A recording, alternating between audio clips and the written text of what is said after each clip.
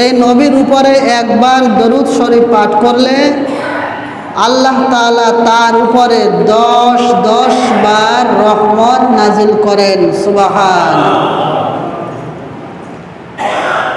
আল্লাহ তাআলা যদি কোনো গুনাহগার ব্যক্তির উপরে একবার রহমতের দৃষ্টি দেন, ওই ব্যক্তির আখিরাতের সফলতার জন্য আল্লাহ পাকের একবার রহমতের দৃষ্টি দেওয়াই যথেষ্ট হয়ে যায়।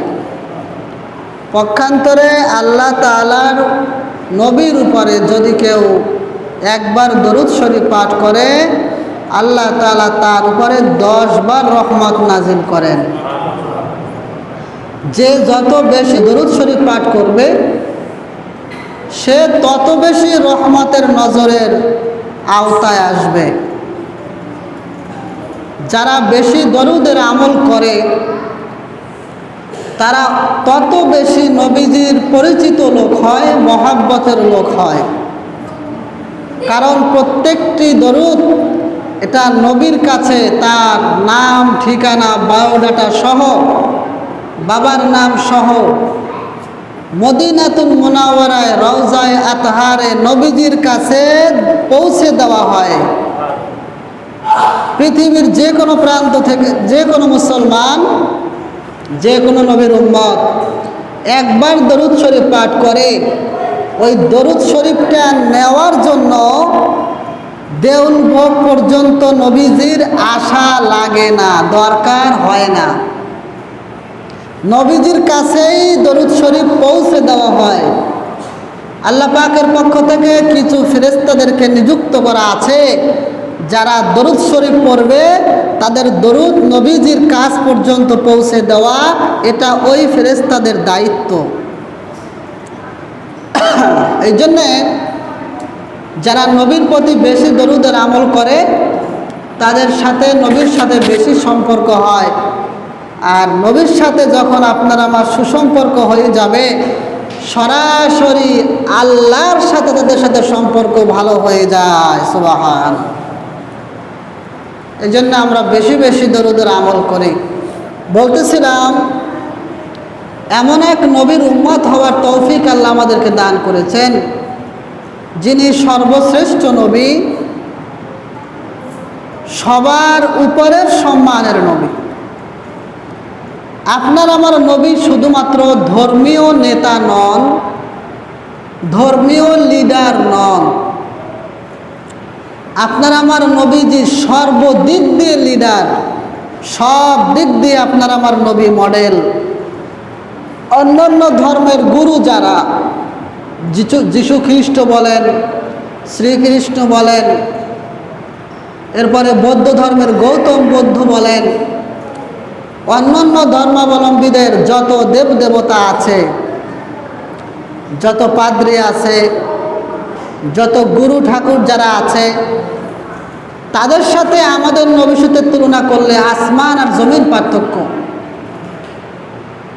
যিশু খ্রিস্ট, শ্রীকৃষ্ণ, গৌতম বুদ্ধ সহ আরও যত ধর্মীয় যারা লিডার, তারা শুধুমাত্র ধর্মীয় লিডার। তারা ধর্মীয় আলোচনা করেন, ধর্মীয় পরামর্শ দেয়, ধর্ম পালনে তারা পরামর্শ দেয়, তারা বক্তব্য দেয়, মানুষকে বোঝায় কিভাবে ভালোভাবে ধর্ম পালন করা যায়, কিভাবে একজন ভালো হিন্দু হওয়া যায়, কিভাবে একজন ভালো খ্রিস্টান হওয়া যায়, কিভাবে একজন ভালো ইহুদি হওয়া যায়, কিভাবে ভালো একজন শিখ হওয়া যায়, কিভাবে ভালো একজন বৌদ্ধ হওয়া যায়, ইত্যাদি ইত্যাদি। তারা এই দিক নির্দেশনা তাদের অনুসারীদের কাছে পৌঁছায়। কিন্তু আপনার আমার নবী এমন এক নবী, আল্লাহ তাআলা কোরআন ও হাকিমের মধ্যে বলেন, লাকাদ কানা লাকুম ফি রাসূলিল্লাহি উসওয়াতুন হাসানাহ। মানুষের জন্ম থেকে মৃত্যু পর্যন্ত প্রত্যেক কাজে, প্রত্যেক সময়ে, প্রত্যেক সেক্টরে, প্রত্যেক ধাপে ধাপে বিশ্বনবীজি হচ্ছেন মডেল, বিশ্বনবীজি হচ্ছেন আদর্শ। ওনাকে দেখে দেখে একজন শ্রেষ্ঠ ধর্মীয় লিডার হওয়া যায়। বিশ্বনবীজিকে অনুসরণ করে একজন শ্রেষ্ঠ রাজনৈতিক নেতা হওয়া যায়, বিশ্ব নবীজিকে অনুসরণ করে একজন আন্তর্জাতিক মানের লিডার হওয়া যায়, নেতা হওয়া যায়। বিশ্ব নবীজি শুধুমাত্র ধর্মীয় লিডার নন, ধর্মীয় নেতা নন, তিনি অল বিষয়ে তিনি লিডার, সব বিষয়ে তিনি লিডার। তিনি সামাজিকভাবে তিনি একজন লিডার, তিনি রাজনৈতিকভাবে তিনি একজন নেতা, আন্তর্জাতিকভাবে তিনি একজন নেতা, পারিবারিকভাবে তিনি একজন অভিভাবক, স্বামী হিসেবে তিনি একজন শ্রেষ্ঠ স্বামী, বাবা হিসেবে তিনি একজন শ্রেষ্ঠ বাবা, অভিভাবক হিসেবে বিশ্বনবীজি সর্বশ্রেষ্ঠ একজন অভিভাবক।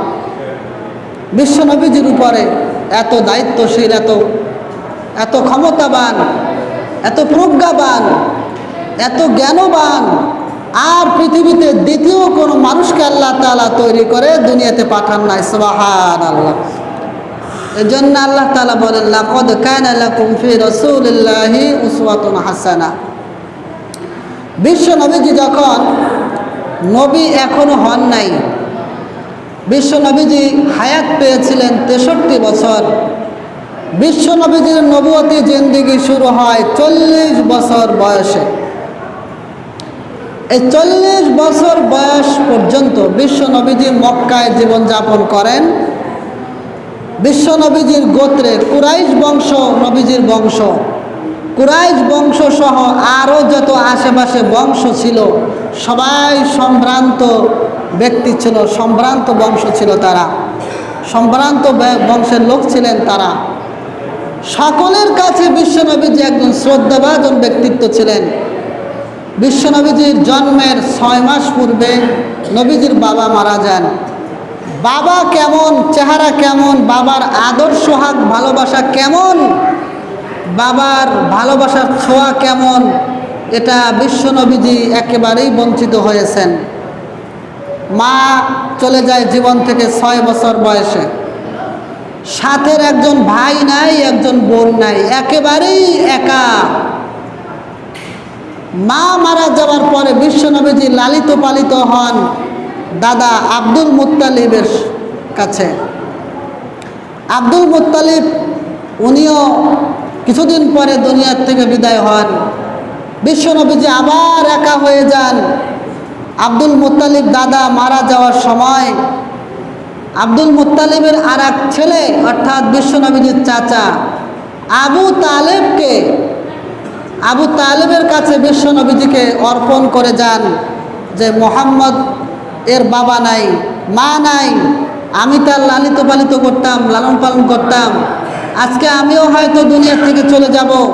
এখন থেকে মরণ পর্যন্ত যতদিন তুমি দুনিয়াতে বেঁচে থাকো, তোমার এই বিশ্বনবী অর্থাৎ মোহাম্মদুর রাসূলুল্লাহর ভরণ পোষণের দায়িত্ব একমাত্র তোমার উপরে অর্পণ করা হলো। তুমি তাকে ভালোভাবে দেখে রাখবে, যেহেতু তার বাবা মা কেউ নাই। বিশ্বনবীজি লালিত পালিত হতে লাগলেন। বিশ্বনবীজির ছেলেবেলার আদর্শ অত্যন্ত চমৎকার আদর্শ। বিশ্বনবী যখন যৌবন বয়সে উপনীত হলেন, বিশ্বনবীজি এমন একজন মানুষ হলেন, বিশ্বনবীজিকে দেখে দেখে মানুষেরা নৈতিকতা শিখত। তখনকার যুগ এমন একটা যুগ ছিল যখন মানুষ নীতি নৈতিকতা বলতে কিছুই বুঝত না। মানুষের প্রতি দয়া, মমতা, ভালোবাসা, হৃদ্রতা এগুলি মক্কার তৎকালীন জামানার মানুষের উপরে একদমই ছিল না, একদম নাই।